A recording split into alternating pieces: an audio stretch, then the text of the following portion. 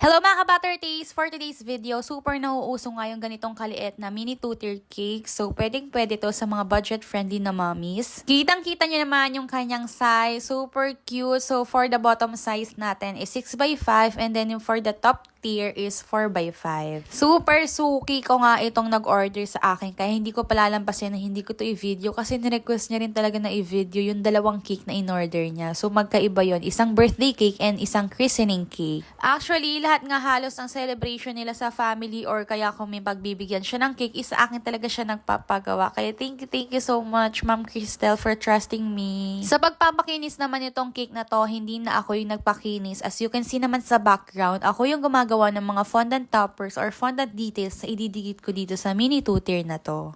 Tapos, nag-proceed na nga siya gumawa ng iba pang fondant details kasi kayang-kaya niya na yan. So, ayan, super laking alwan din na meron na akong katulong. Nagpa-add na nga lang din si ma'am ng mga toy toppers na Coco Melons kasi yung nasa sample is wala. Yung pinaka si JJ lang, pero printed. So, ginawa niya, pinagawa niyang toy lahat sa akin. So, ang icing na gamit natin dito is Whip It Classic na Bakersfield. Yung pinaka-event nga nito or yung pinaka-event place is nasa labas siya. Hindi siya natunaw. Dalawang cake yung i-display namin doon kasi nga dalawa yung order niya is laban na laban talaga. So, ito na yung finished product. Yun lang. Maraming salamat. Bye!